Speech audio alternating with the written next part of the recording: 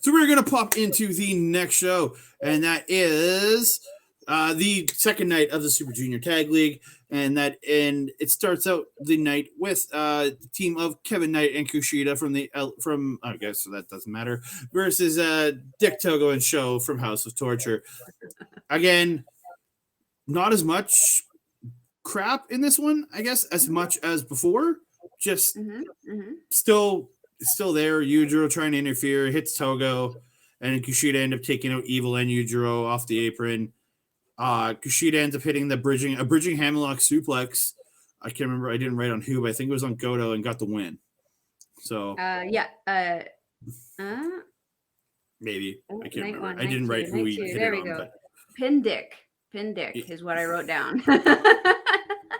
But the movie did like that hammerlock. Like I thought he was going to go for hammerlock DDT, and then he did this. He suplexed it and held it and got the pin. I was like, oh, is this the new finish for Kushida? That's what I was wondering. Like the hammer, because I haven't never seen him do a hammerlock suplex before, so I was very impressed by it. I have nothing else to add to that except for I did notice Knight was in the ring a lot. He did very, very well to fend off the House of Torture guys, and I was actually very, very impressed with that.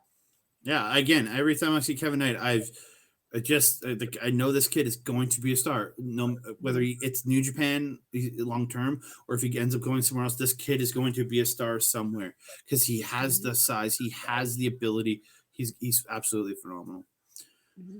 And then we move on to Mel's pick for the second night of the Super Junior tournament, and his team of Wild Hips, Clark Connors, Ryusuke Taguchi, taking on LAJ's Titan and Bushi. What a fun match this was. Connors, this is, I think, this one didn't have English commentary. I don't feel. No, this is the first night of non-live English commentary. There will be English commentary on all the shows going forward, but it will be done about 3 to 4 days later, just depending on with Kevin Kelly's schedule at home, because he's going to be recording it as he watches it when we get some put up. So. Yes, and you got that from Chris Charlton. I did directly. You're a bestie. Yeah, this match. I wish. This match was a lot of fun. Something I found very interesting, Taguchi is usually very goofy, and he's a very kind of typical, I wouldn't say North American style wrestler as opposed to strong style, but he does have a lot more kind of typical wrestling moves as opposed to strikes because he throws his butt around so much. But Taguchi really surprised me at the beginning of this match with Titan, because Titan Bushi, they like that high speed. They like to pick things up. Taguchi keeping it very slow, very hard for Titan to start to pick up speed. I really enjoy the Irish whip spot that Taguchi and Connors do, where Connors just continuously whips Taguchi into the corner, pulls him out, whips him back, pulls him out, whips him back. The butt whip, as I like to call it. Yes. The butt whip. I like it. We're gonna write that down. That's what that is called. I have it typed down. The butt whip. Oh, the butt whip. So continuing on here, Bushi serving some nasty chops. Very, very reminiscent of Akira's chops. Francesco Akira, he serves some pretty nasty chops in this division also. LIJ really working on the arm and the thighs of Clark Connors. They know that he is a power problem in the powerhouse of Taguchi and Connors. With his his lariat is insane. His spear is insane, and the moment that he can pull them off because of his speed, insane. Very, very smart of Titan and Bushi to target those legs and to target the arm. That cannonball, Connors cannonballing Taguchi's ass into Bushi. Just take a second to get that visual and then move on. The Tope con Hilo from Titan. I mean, the talent, as you mentioned earlier, is just oozing out of this guy. I can't, every time I see him on the card, I'm like, yes, this is going to be great. But eventually Bushi managing to pin Taguchi.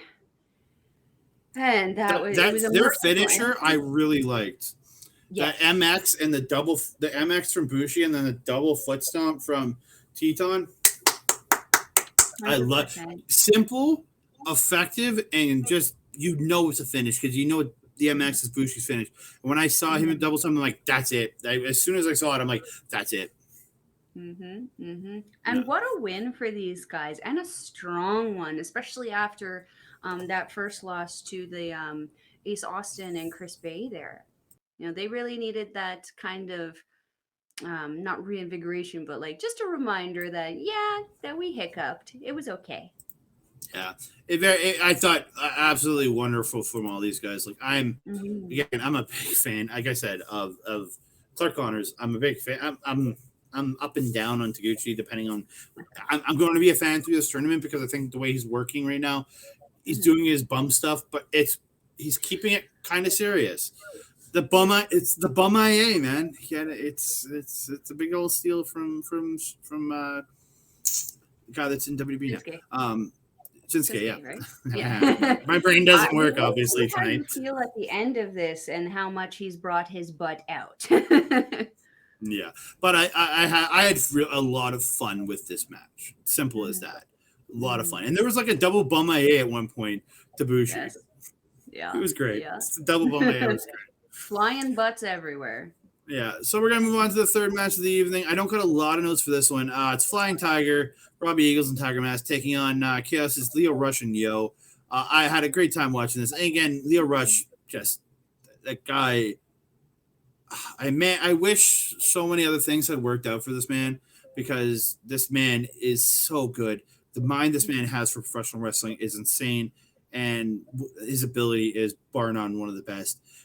All these guys had a great spot. The ending stuff was there's a backstabber by Yoh, and then the springboard stunner by Lio to Robbie, and it sends him out, and they go for 3K on Tiger Mask. They get him up, but Tiger kind of punches Lio in the face, and they come down, but then they go right back to the 3K, and they got the win and got the pin on. And Yoh, I think it was Yoh got the pin on Tiger Mask. Can't remember if it was Yoh or Lio, but they got the win. Yeah. Yes, Yoh pitting Tiger Mask. Yeah. Yeah. Actually, there was a spot where Robbie missed the 450 splash, and I'm just like, ew. And then Lio just comes with an axe kick out of nowhere, and I'm like, oh, nice. But yeah, I had a fun time watching this one. I mean, performance-wise, I really enjoyed this match also. Something that maybe I might be not appropriately picking up on was there seems to be some tension between both of the teams, which is interesting considering they are sort of like Robbie Eagles is technically a part of Chaos. Tiger Mask, I believe he's a part of Hontai, but he's the main unit or Hontai, whatever you want to call it. Yeah.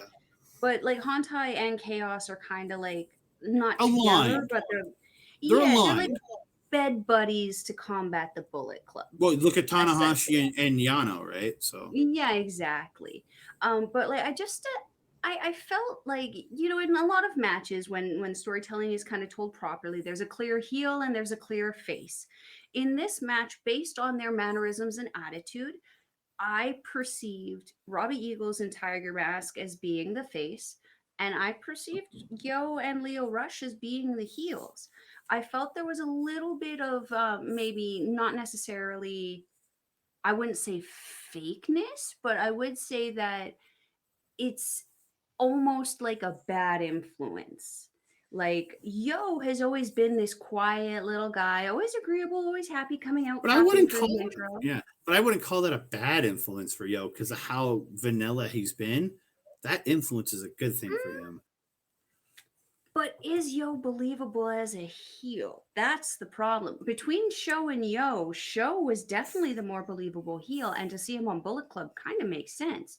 With Yoh, he's almost like a Natalia to me, where it's like, you can go heel, but it's not believable. I don't feel that if Yoh does go heel with this, that it would be a good look for him. But maybe he could surprise me. I like being pleasantly surprised. You never know. You end up both tag team partners end up heel in the end, but you never know. Hey, maybe all four of them say screw their units and make their own. Good. Well, get rid of Togo. Leave Togo behind, please, God.